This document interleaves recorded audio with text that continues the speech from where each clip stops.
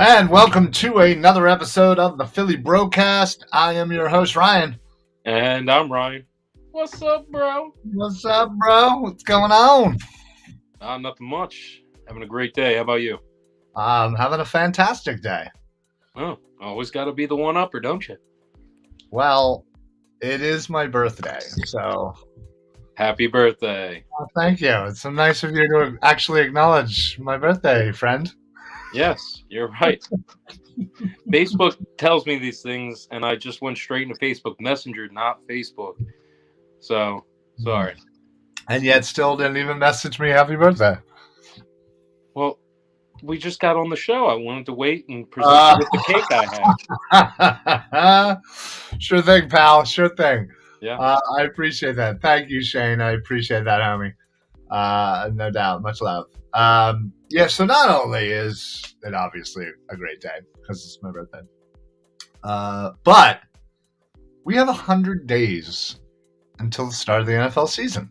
Woo! We did it. We're at 100 days. It gets so much easier from here. I know. So much easier from here. I know. And, now with the OTAs starting for the birds, we're starting to get into, some camp and stuff like that. So, things get a little easier here for Birds fans moving forward. And, eventually official training camp will be starting, some point next month. And before you know it, we'll have some preseason games that we'll absolutely love for the first 15 minutes and then not care about for the rest of the time. Yep. Too true. Right. It's exciting times right now. Yeah, no, it is. Get to see some of this new blood come out. Certain guys that you might be looking forward to just to see get on the jersey, get on the field, and move around, see how they're feeling. Yes, some of the new acquisitions. Yeah, absolutely. It can be very exciting. I think that people who are not insanely big into football or even the Eagles find this time just transitional. Like, it's okay. Sure. If you really are into it, this is such a cool time to get out your notepad and be like, well, what did they say about this guy today? How did this running back look when he was going through certain drills? How did this linebacker look when he was coming off the edge? Things like that. So yeah, no, absolutely. For me, it's a big time for me on Twitter.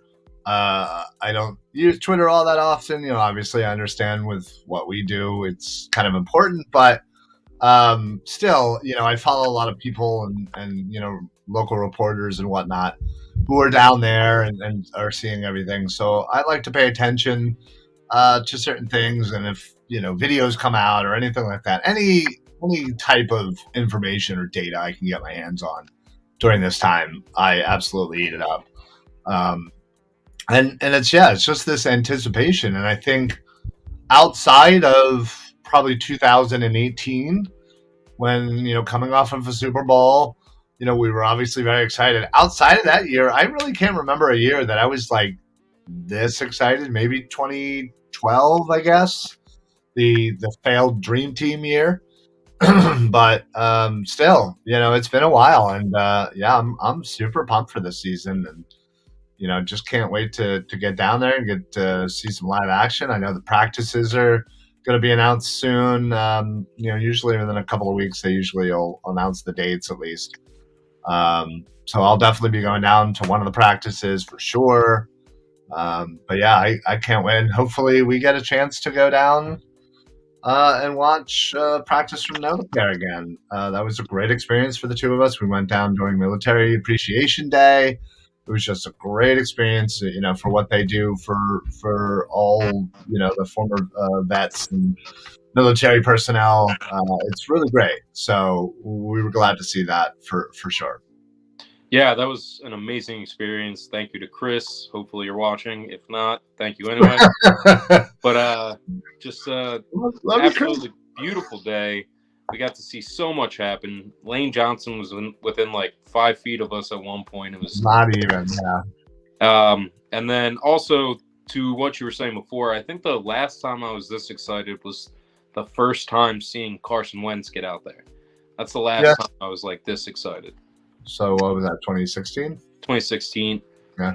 Yeah.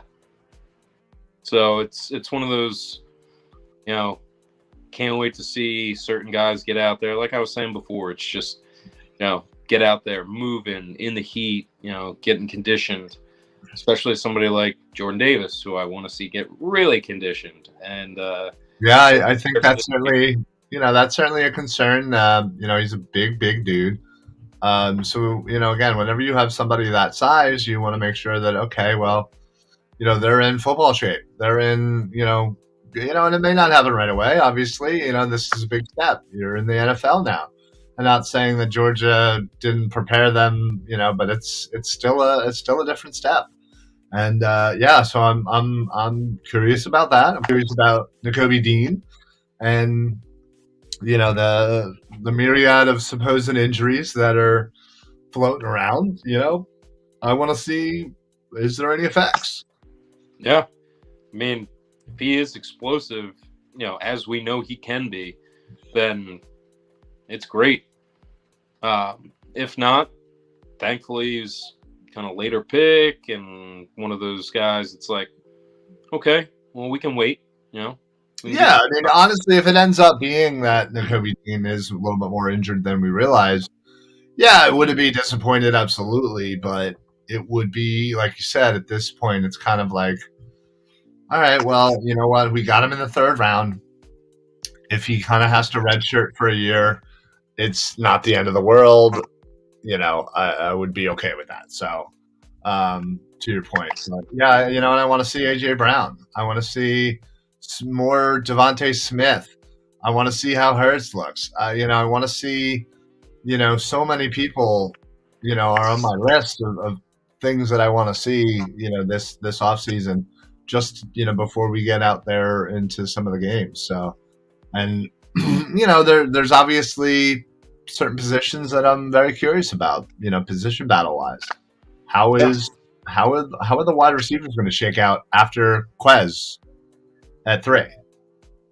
I'm hoping that Zach Pascal steps up. He has got some time in the league under his belt. Sure. So I would imagine him being that fourth guy, maybe even third. We'll see what he can do. I mean, he's a little bit different than Quez. Yeah, I think Quez almost has that third locked up, but again, you never know.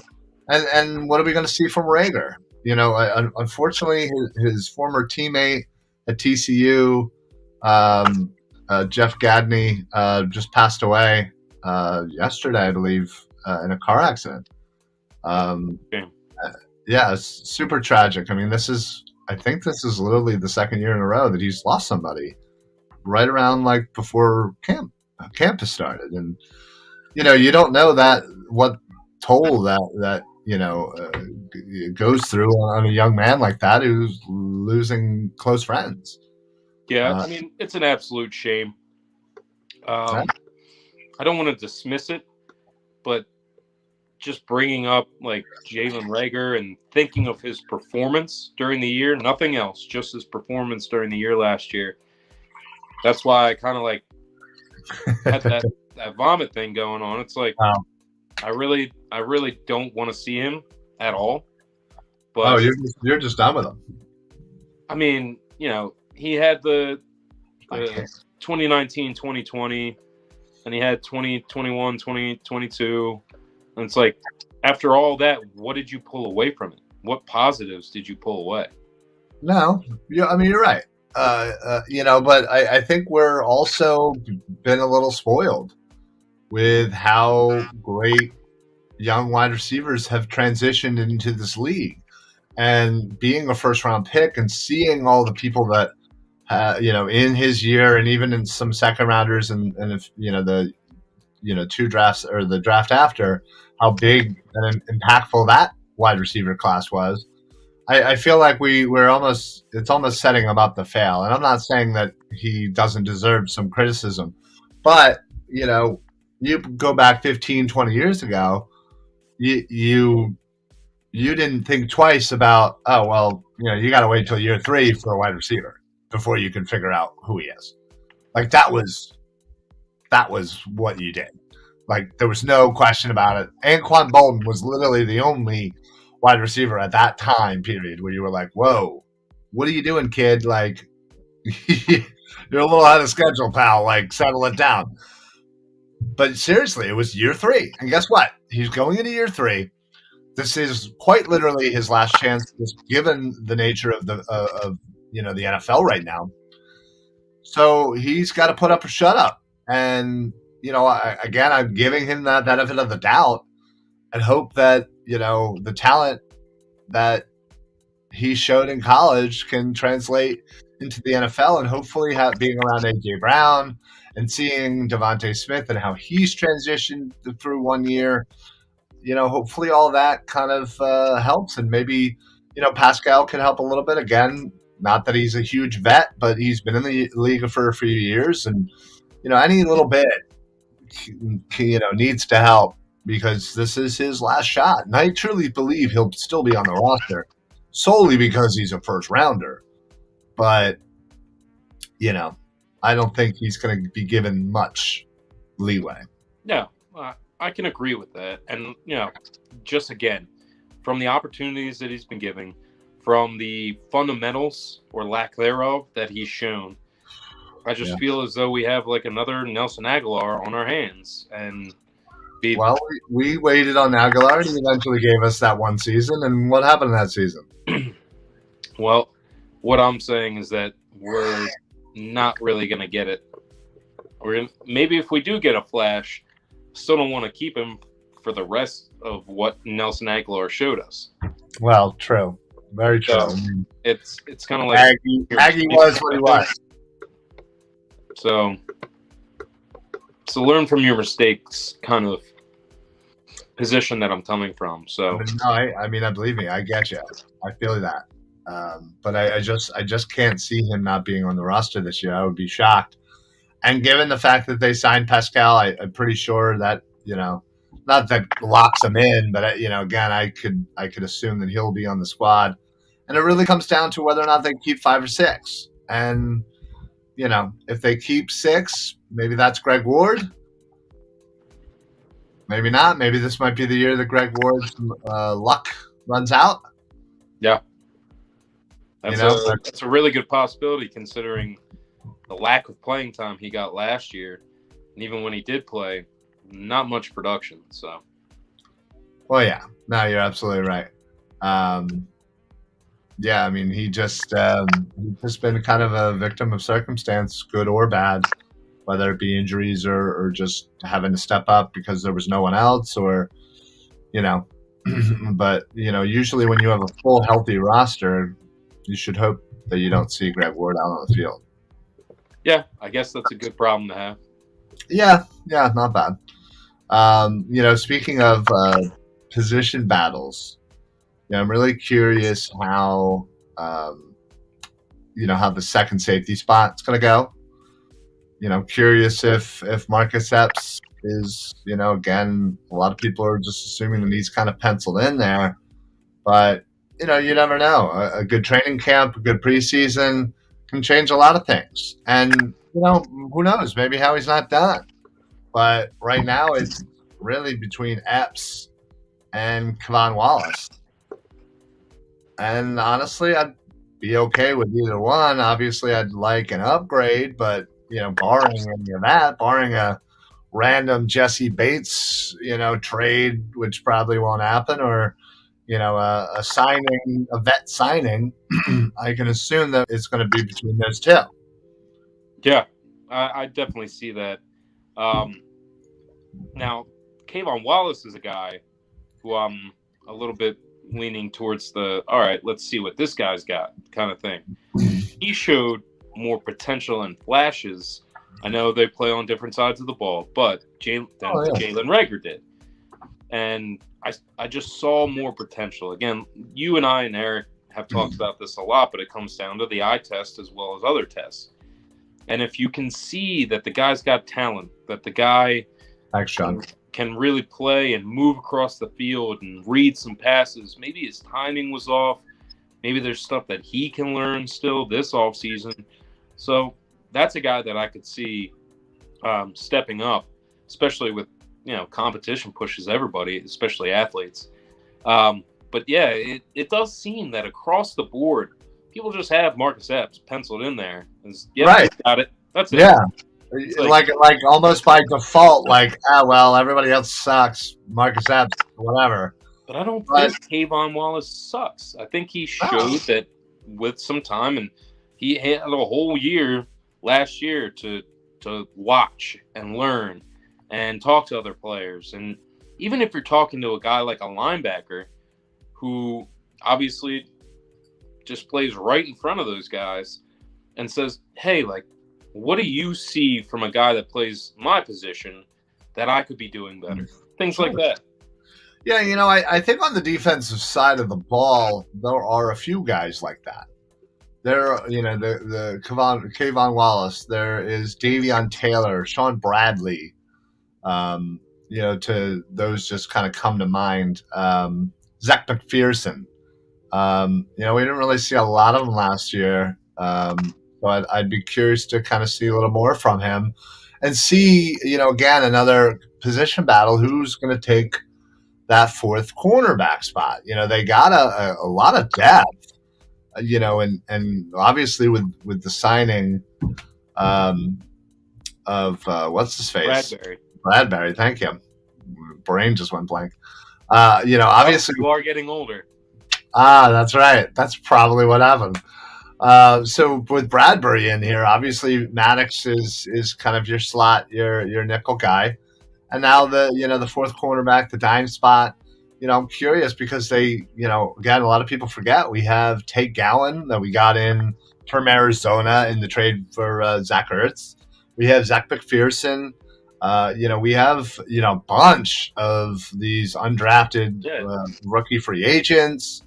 So there's going to be a lot of competition to see who is that fourth and fifth corner, or potentially even more, depending on what they do. But I'm kind of curious how that room is going to kind of fill out.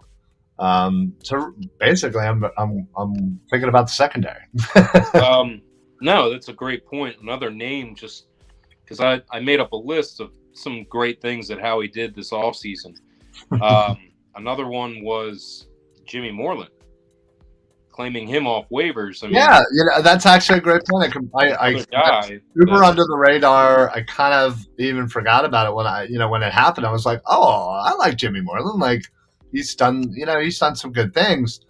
And I think he's going to be right there in the mix for sure. Personally, I think, given the Moreland signing, given the fact that, you have McPherson, who's only, second year. You have Tate Gowan, who's, again, a young player, and added with Moreland. I think that might be your room right there, along with the three I mentioned previously. And then hopefully you could stash some of these undrafted free agents on the practice squad, and develop them. Did you mention Avonte Maddox? Is he? Yeah, he's one of the three. Yeah. Okay. Because I like him a lot. He's a guy that with Bradbury and Slay there, and again, learning opportunities, just this offseason, taking everything into account, I could see him really stepping up and being hungry. So that's awesome because he really showed some flashes of excellence last year, and I'm excited for that. Yeah, and again, I just think right now they have a lot of depth at the corner position now with Bradbury that, I feel like that's always kind of been one of those spots where there's been some lingering injuries, and it's always good to have a lot of depth at that position. And, I can honestly see 2 or 3 of these younger kids stashed on the practice squad and, get called up, depending on how the season goes. So I definitely see that as well. That makes a lot of sense. Yeah. So, I'm very curious how that's all going to play out. And, again, I'm hoping somebody steps up. That would be lovely. Real quick, I did want to welcome everybody in from the Painted Lines YouTube channel. Thank you very much for those of you who stop on by. We have actually partnered up with Painted Lines, where we stream our stuff onto their YouTube. They stream onto our Facebook. It's a nice little give and take, little partnership. Everybody over there at the Painted Lions are super awesome. Dibes, the guy running most of the things over there, is a great dude. We actually started a roundtable show, him and I, and some of the other members of our Sports Alliance and some of the other members of the Painted Lions. Just kind of be a rotational show every week. Normally on Tuesdays. They did it last night. I wasn't able to make it, unfortunately, but yeah. So check that out. And if you haven't checked out the Painted Lions, make sure you do so. Go to thepaintedlines.com. Great shows, great articles. They did an amazing draft coverage, to be honest, and I can't wait for in-season birds coverage as well. So check them out for sure. Yeah, so I am. You're rolling on the shout outs. Do you just want to roll? I mean, why not? I love doing my. What about the 6-pack? Yeah, let's go to the 6-pack. Announcing our wonderful partnership with 6-pack coverage. Make sure you head on over to 6packcoverage.com. Not only will you see our shows on there, but our brother network, as we call it, CEV Sports, are over there. So they're actually based out of Tennessee, but we're kind of doing this Philly takeover over there with all types of Philly shows. They got podcasts, obviously sports, but they do lifestyle stuff, travel, food, fitness, finance, basically kind of whatever you might be into. They got something for it. And then they also have an amazing collegiate coverage where they basically have, small little networks at each college kind of bringing you up-to-date college information on each major university. So check them out, 6packcoverage.com, and you can check us out there as well. And then last but not least, since I'm on a roll, I think it's time for you to mention our sponsor. I was going to say, it is. We are the official sponsor of Philly Sports Alliance La Terrain watches. Head on over to www.la-terrain.com. Use code PSA for site-wide discounts. They got amazing watches, high-quality stuff for low prices, and even lower with our discount. They got sunglasses, they got belts, they got wristbands, they got all types of stuff, not only for the dudes, but also for the ladies. So if you got a birthday coming up for your special lady, get them a nice watch. You'll thank me later. So head on over to la-terrain.com, PSA, for site-wide discounts. So. Great job. Whew. Excellent work. All right. Let's bring it back to the birds. All right. So yes, super excited, obviously, about the Eagle season. 100 days, and as we get closer, we're obviously going to get more information coming out. Obviously, OTAs have started, so we'll really start probably by next week have a good week's worth of information to check out, which I cannot wait for. It's the best time of year. Football is officially starting. Unfortunately, not much else going on in the sports world for Philly. Yeah, I mean, the Sixers getting bounced again in the second round. Flyers, that was over months ago. And then the Phillies having their struggles, kind of yet again. And they had an opportunity to kind of get their season on a roll here in those past 7 games, those away games against divisional opponents. And you split with the Braves, which fine. I guess I'll take. But that was, again, an opportunity to at least take 3 out of the 4. And then you get swept by the Mets, which is inexcusable. You can't keep getting swept by the Mets or, getting beat in a series by the Mets. Yeah. It's been outrageous. I mean, there's only a few positives that you can bring up. Last week we talked about JT. He's kind of been not leveling off. Thanks, I would Cheryl. say he's at like a 265 batting average, which isn't terrible, but he can work his way up from that. Let's be honest. He has definitely dipped. And he's not the same person offensively. he's honestly taken a small step back defensively as well, in my opinion. I just don't see the same JT out there. And I don't know what's going on, whether he's hurt, whether what. I don't know, but he's got to get his shit figured out. Well, even if it is, I don't think it's an injury thing, simply because we have an option to come in to bat for him and play behind the plate. And he's been doing fantastic. I am loving this guy. His name, Garrett Stubbs, great name. Like Stubbs. I'm sure everybody in the clubhouse calls him Stubby. Stubby. Yeah. Hey, Michael, appreciate it, buddy. Thank you very much, Flag. Let's fly. I mean, you got this guy, 10 games started. He's batting a 344. Mashing. 6 RBIs. Mashing. Yes, small sample size, but still, when you're coming in to replace essentially one of the best catchers in the league, you got to perform, and the guy's doing it. So if it is the case of injury, wouldn't you imagine that Joe Girardi would say, "Hey, take some time"? Okay, your first mistake. Your first mistake was thinking Joe Girardi's going to do the right thing. It's not a mistake. He has the ability to understand that this situation can be fixed if it is a small injury by giving JT time off. If it's not, then it's okay, and he's just in a little bit of a slump, and we've seen him work his way out of it. Again, 265 batting average. That's not bad. Bad is like 170, 180. Like, yes, I agree with you, Mike, or Michael. However, I don't know how you like to be addressed. So I will say Mike or Michael. Don't assume.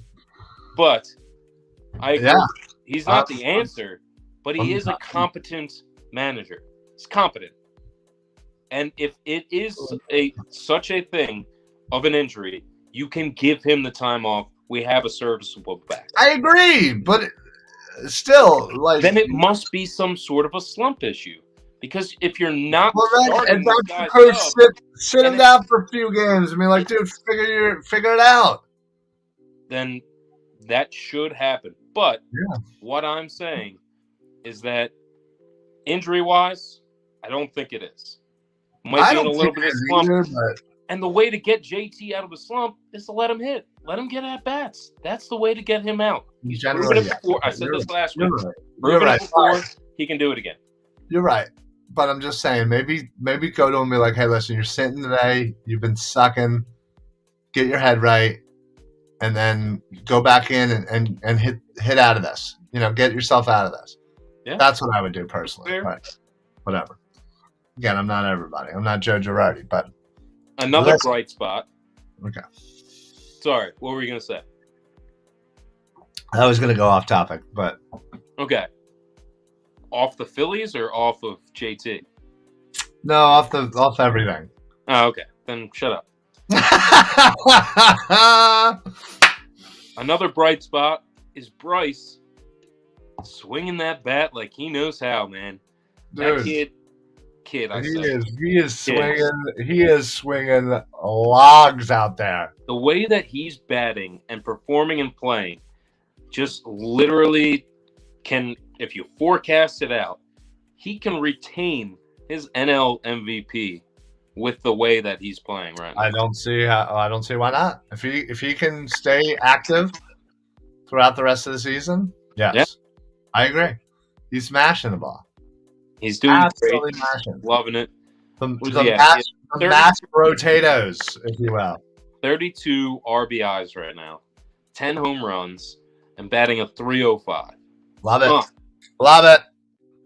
And his OPS 940, which he usually crushes that anyway. But he's usually big on the OPS, but and then he's swinging good lumber right now, and honestly, I think it's just a matter of keeping healthy, or keeping that elbow all right. Yeah, and I don't see how he couldn't get another MVP out of this if he continues to play like this. Yes, we'll see. So That might be the only thing that we have to look forward to for this Phillies season. Exactly. I mean, they're 11 games back right now because of that stupid Mets series. And they're where 7 games under 500. They're 7 games under 500. They're playing the Giants now. They lost in extras. Like, my God, they won 3 out of the last 10. Like, this team has got to figure it out. Like, people were like, oh, well, the Nationals were 40-40, man, and the Braves were 53-53. Like, there's still time. For the Phillies to get to 40-40, they'd have to win, like, 19 games. 19 out of their next, like, 31, 30. Something like that. Yeah. 19 out of the next 30. That would make them, 31. You're right. Yeah. So then have to go 19-12. Do you think this team is going 19-12? You do. You did. No, not right now. Oh, now it's too late. Now it's panic time. No, I still got 2 weeks. Oh, okay, 2 weeks. I'm just saying. I don't think they're going to go 19-12 in their next 31 to even get to 44. Well, why don't we just give it 30? We'll give it 30 games for your panic meter. So right now we're like here, and then in 30 games, if you're up here, then well, why don't we just say 32? So it's right smack in the middle of the season, 81 games. All right, sounds good. Okay, and then when they still suck, I'll be like, I'll be right and you'll be wrong. It's great. It's one of my favorite things in the world. How will you be right and I'll be wrong? All I said was panicked when we started off the same way we are right now. Literally 7 games below 500, just trailing the Mets, not winning games that we need to win, defense sucking, relief pitching being meh, starting pitching sucking. Meh. But then the only thing is Zach Wheeler started to come back on a little bit since that point, which is thankfully. I mean, and Aaron Nola, I guess he's improved his ERA, but that's really not that great. No, I mean, it's easy to improve your ERA when it sucks. Yeah, exactly. That's the only thing we can look forward to. Yeah. And then, I mean, you got somebody like Kyle Gibson who's pitching pretty well. I do like Kyle Gibson. He's actually not bad. And then if Zach Eflin can swing around, if we can get 6-7 innings out of these guys, like serviceable, good innings, I think it would be great. Yeah. And then you can actually hit your relief pitching in the right order and giving a good amount of pitches to the right people. But it's impossible. Yeah. When you're getting booted in the 4th and 5th inning.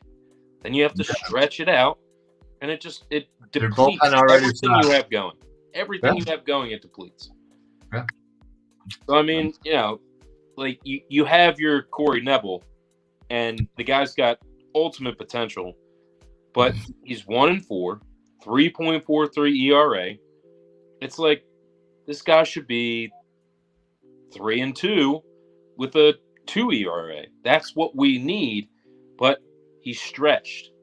21 innings pitched. Yeah, he's got. You're right. You're absolutely right.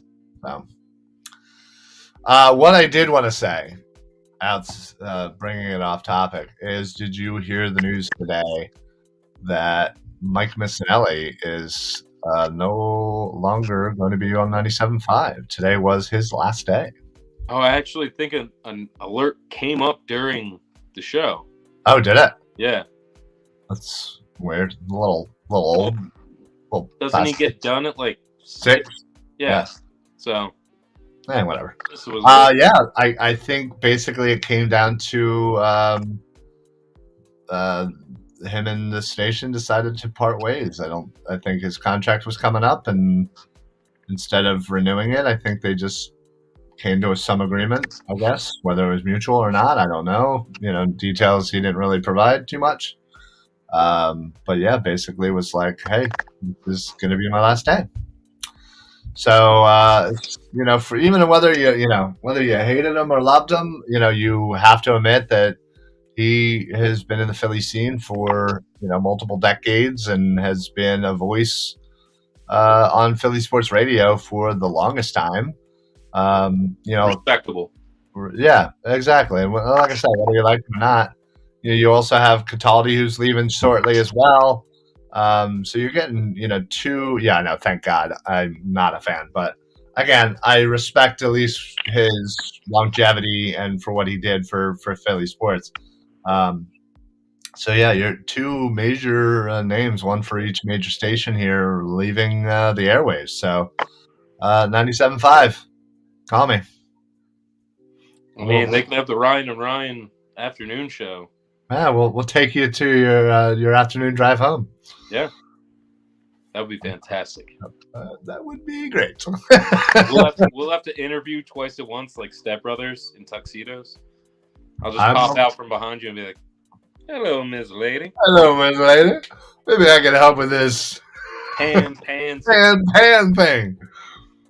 Is it Pam? It's a silent N.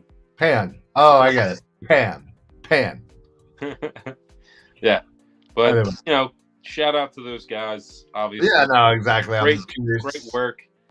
Like you Curious said, how it's all gonna unfold. I'm sure the producer Tyrone is probably going to take over until they figure some things out. Because I'm guessing that it kind of wasn't necessarily a planned thing, and it just probably happened prior to him going on air. And they were like, "All right, well, I guess you're out," and whatever. So yeah, I mean, we can see how that story unfolds because a lot of the time in 2020, a quick exit means that something might have been said, something might have been dug up from the past. You never know nowadays. I know. God forbid. Yeah. And yeah, you never know. And again, maybe they just negotiation got heated, and an extension turned into why don't we just end this thing? Yeah. So we'll see if he ends up anywhere else, or whether he goes into retirement, because he's been doing this. I think he's been on the radio for 15, almost 20 years. Been at the Inquirer before that, so he's been around for a while. So you never know. Take over for Angelo for the 94.1 morning show. Yeah, wouldn't that be funny? Oh man, that would be actually probably what happens. Honestly, I mean, it's more of a lax show. In that morning show, you have great supporting cast. So I mean, I think he'd do well. I think he'd have a good time with it. And thanks Angelo for your time. I didn't like your shtick, but not at all. I was not a fan of. I was not a fan of Cataldi. That voice was just nails on a chalkboard. Again, it was his act. It was his shtick. Like, I get it. But he was also pretty recently pretty disrespectful to a guy I know, the Philly sports guy, Jamie. There was a thing came out, I guess, on Facebook about the guy who's been going to Eagles games for a million years. His name is Sean Young. Yes. Shoulder pads, face paint, blah blah blah.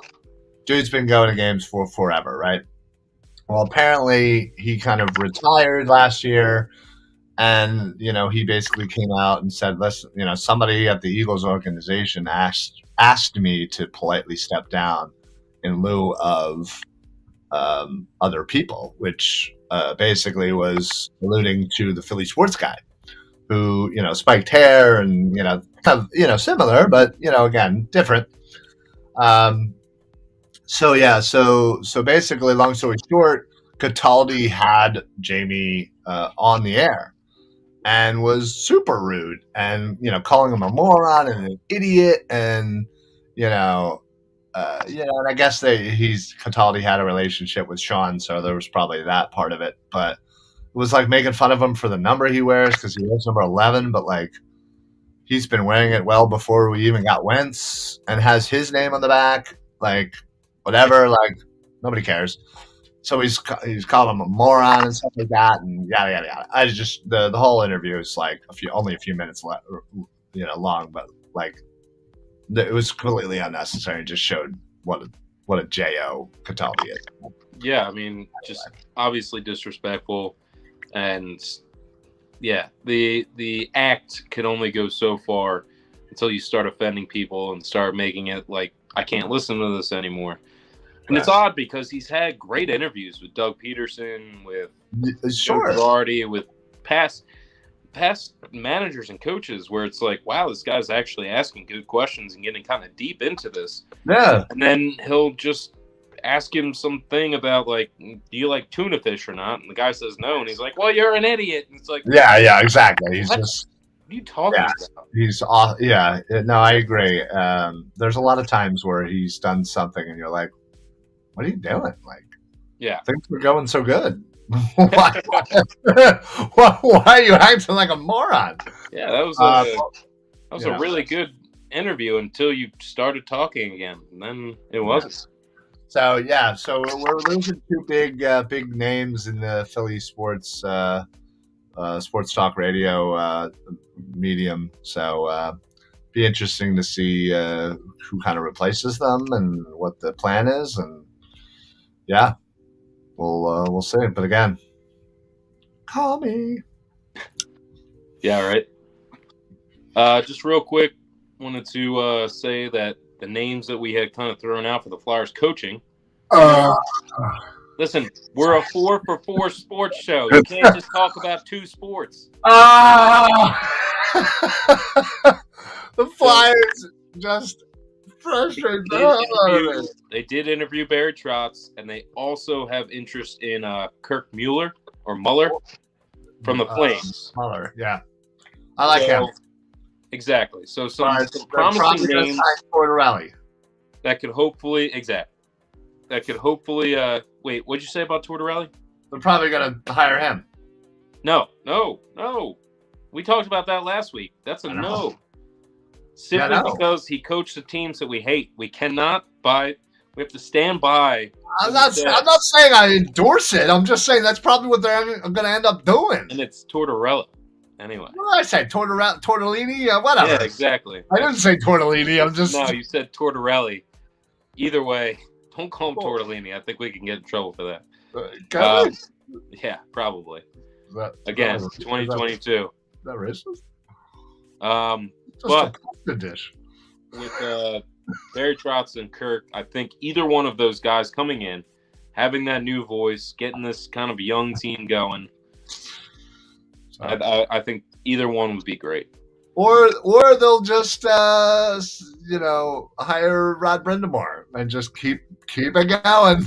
Flyers hockey. Would you mind Rick Tocchet? Flyers hockey. Okay. No, they gotta stop. Like, Flyers hockey, whatever you want to call that, should be dead. The Broad Street Bully brand. All that crap is dead. That's not the NHL. That's not how you're going to win. That's not how you're going to do anything. So cut it out. Cut ties with former Flyers and all that crap. Get rid of everybody who has any affiliation with the Flyers. Get new blood in there and get fresh ideas. You have to be able to adapt to the new NHL. And they have not done that whatsoever. And it sickens me. I think one of the big things is that even with ownership, you kind of have a guy that owns this team that doesn't really care. I mean, technically, Comcast owns the team? Yeah, Comcast, yeah. But, like, you have ownership that doesn't really care about this team very much. They just want to get people into the stadium. But I mean, that's actually not hard to do, even with the product that the Flyers put out. They still have good crowds. Yeah, surprisingly. Die-hard fans. So, I mean, it might be like a top-down thing that you need to revamp, if possible. But, it's really tough. And then, on the opposite side of the same stadium, I don't know if that makes sense, flipping the stadium over, if you will, you have the Sixers, who still have that opportunity to reach out and make a big move in this offseason, make a splash. And I think they're really going to It's going to be tough. They're strapped. They're handcuffed. Embiid just had some surgery on his hands. Both hands. Well, he had surgery on his thumb and then a procedure on his left index finger. Yeah. So it's like this, pretty sure. Oh. either way. But that's that's what needs to be done. That's what needs to be done. He's overall was fairly healthy this past season, so I'm hoping that the off season, the time he takes to recover, and then kind of slowly moving back into it, not going to be any issues. Kind of like this past season, played excellent. Obviously, should have been the MVP, but only missed a few games that he actually had to miss. Unfortunately, 2 of them being in the first 2 games of the playoff series. Yeah, so that was just bad timing. But real quick, breaking news. 97.5 will be using the combination of Tyrone Johnson and Hunter Brody to replace Mike Missinelli. You heard it here first, folks. Thank you for breaking that news. What can I say? I'm connected. Good. Yeah. All right. Well, instead of just sitting here and contemplating why that's important to me, I'll just say that the Sixers making the move, you're absolutely right, being that James Harden is most likely coming back, most likely taking that $47 million, and most likely screwing us over for the next season. So it's going to be exciting. Basically, the only chance we have is to trade Toby at a discount and hope that you can get enough back that might be helpful. Bench. That's the key. And give you enough cap space, maybe that maybe you don't have to pay the whole full contract, and you can get a little cap space to maybe sign somebody. But ultimately, it's probably not going to happen. Thibault may be gone too. He maybe have to be included in all that. They're even talking about throwing Maxey in some deals. I don't care. Big deals. Nope. Nope. Again. No, I don't want Maxey is an amazing player on the rise, and he is cost effective. I don't want to give that up. I'm sorry. I don't want to give that up in a deal to get maybe Bradley Beal. As much as I would love Bradley Beal here, not more than I want to give up everything we're going to have to give up plus Maxey. So the only thing is, for Bradley Beal, you're going to have to get rid of Toby. You'll probably have to get rid of Maxey. No. And you're probably going to have to get rid of Thibault. Sure, I'll give you Thibault, I'll give you Harris, and I'll give you all the fucking picks you want. But I actually agree with you that none of this actually makes sense, because if Harden comes back, takes the 47, we can get rid of Toby and Thibault just to get rid of the money from Toby and to pick up some bench players. I would run it back with the team of Maxey, Harden, Embiid, and then fill in the blank for Toby. Yeah. You're not going to have Danny Green. That's most likely not going to happen. His career might be done, honestly. But he wouldn't be back until the All-Star game anyway, even if he does come back. But if you can get somebody young that kind of has flashes of the same kind of style that Toby has, maybe a little bit more of a slasher than a drive and pop kind of guy, then I would definitely look for that, and then get some assets on the bench, because you'll be missing Toby, Matisse, and Danny Green. Yeah. Ooh. I mean, we're going to want to see Paul Reed step up and play some more minutes. You're probably going to keep Shake Milton. Probably going to have, Isaiah Joe. Some of these guys can, Paul Reed. So you're going to have these young guys getting some more time. So you just need somebody to kind of step up in that meantime and play some minutes for Toby, but really expand that bench. And I think that would be huge. I think running it back with a very similar team that we had this year, and Harden being more of a facilitator and shooter instead of trying to do whatever he was trying to do, driving the ball. Last year, yeah. Hilarious. Listen. The problem is you want to be able to do two things when you are not able to, when you are only able to truly do one. You want to be able to replace Toby in the starting lineup, get cheaper, but you also want to be able to deepen your bench. and you just don't have, even with the money you may save from trading Toby, again, you're getting 10 cents on a dollar in a trade because of that contract. If you are going to trade him and somebody's going to eat up that contract, you're going to get scraps. And yeah, that may help with some of your bench, but you're not going to be able to replace Toby in the starting lineup then. You may be able to get a few bench players, you may be able to do that, but you're still going to have a hole where Toby was. And even if somehow you can trade Toby and Thibault and whoever else, not named Maxey, and some picks, and get a stud in the starting lineup, a Beal, whoever, Donovan Mitchell, or whatever. Those names don't exist unless you include Maxey. I agree. And I'm not going to do that. I'm sorry. I will not do that. Maxey then I think you're gonna get somebody that can be comparable to Tobias without that size of the contract. I agree. They're out there, but again, so it's possible to deepen the bench and get somebody comparable to Toby. Not necessarily, because again, we all agree that you're not going to have that much money. You're not going to have that much money to be able to spend on bench players. You only need that much money. Players. Shooter? Well, Danny Green's done. You're probably going to have to trade Thibault, so that's another bench player. If you're trading Maxey, he's out. No. You're going to have Harden. You're bouncing all around here, dude. Hold on. You're going to have Harden. You're going to have Embiid. You're going to have whatever superstar you may trade for. And who else you going to have?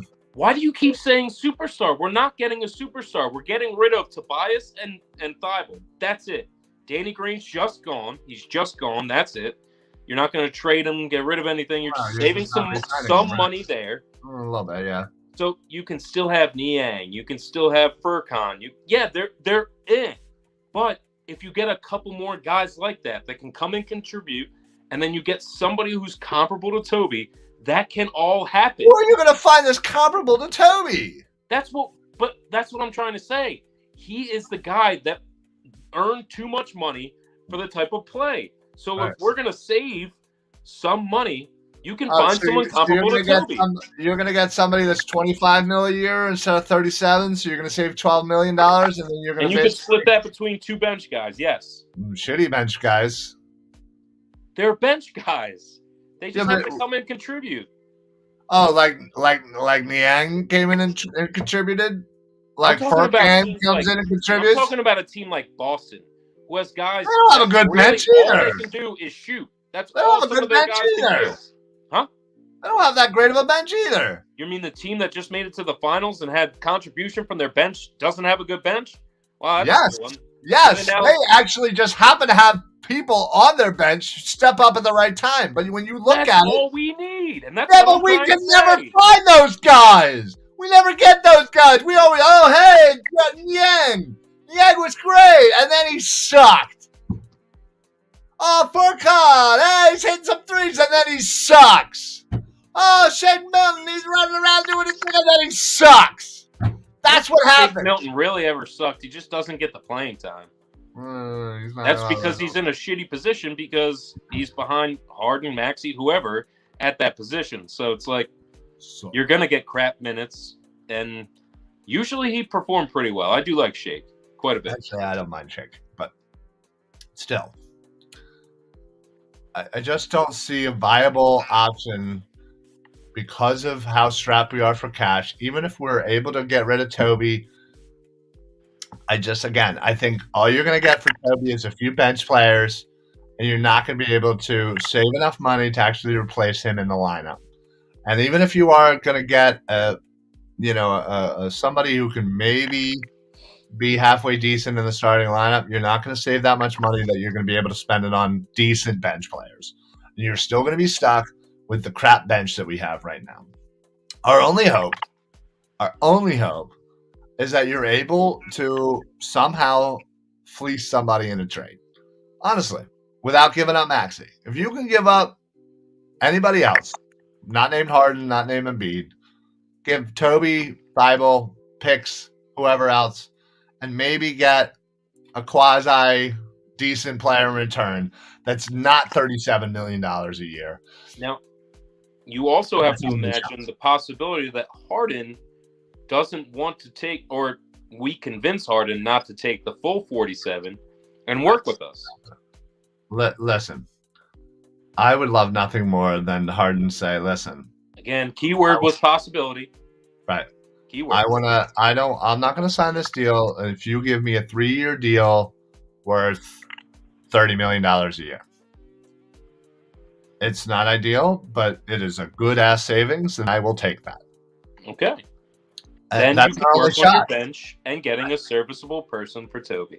There's about this much chance that he does not accept that option of $47 million. I know. He would be a moron not to accept that. In his point in his career, with all he's been through, $47 million is a nice little pillow to sleep on at night. I get it. Yeah. But if he wants to end his career here and he wants to play here, and all it was the possible hamstring injury that we all thought was happening with him, God willing, that's what it was. Then you can make out like a bandit. Agreed. You just have to get, obviously this is all contingent on getting rid of Toby and that money. Yeah. So we agree and disagree, agree to disagree. Yeah. Well, birthday boy, I got a birthday trivia question for you. It's kind of easy, but I'll give it to you anyway. All right. Multiple choice. Oh, I like multiple choice. Which of these players set a record for the longest punt in Philadelphia Eagles Cunningham of 91 yards? All right. Maybe the multiple choice. Come on now. That was an easy one. Bonus question. What day and year was it? Eric would know this. He would, that psycho. What year? Give me the year then. 91? 89. 89. It's close. I was 2 years old then. You were like 22. Ouch. That's hurtful. I was 8. Well, thank you. Love you, buddy. I love you too, pal. All right, folks, we are going to get on out of here. Thank you so much for everybody for the birthday wishes. I thank you very much. And all of course, everybody on Facebook who's been wishing me happy birthday all day. Thank you so much. Appreciate it. Shane, Sean, Bald Eagle, Cheryl, Michael, appreciate the comments and love. We will see you guys next week where we will be officially under 100 days until the NFL season. I cannot wait. But we have a lot more to talk about. And plus, Philly Sports Alliance, we have some potentially big things on the horizon. We'll see. We'll see what happens. I gotta work some magic and see what I can do. But potentially some big things. I can't wait to see how it all unfolds. But anyway, we will see you guys next week. Please make sure that you're watching all of the other shows on the Philly Sports Alliance Network. You can check us out on all social media at Philly Sports Alliance, or we're also at Philly Sports PSA on Twitter and on Instagram. So please make sure you like, follow, share, subscribe, especially YouTube. Give it an old subscribe. And then make sure you follow, not only Six Pack Coverage, but the Painted Lines as well. And make sure you head on over to La Terrain as well to get your sweet watches. But that's it for us. We're going to see you guys next week. We'll see you around on some of the other Philly Sports Alliance shows. Rye, anything to add before we head on out? Happy birthday, Reis. Enjoy your evening. I will. Appreciate it, brother. As always, we will see you guys next week. So for the Philly BroCast, I'm Ryan. And I'm Ryan. Peace out, bros. Later, bro. Go Birds! Go Birds. Go Birds.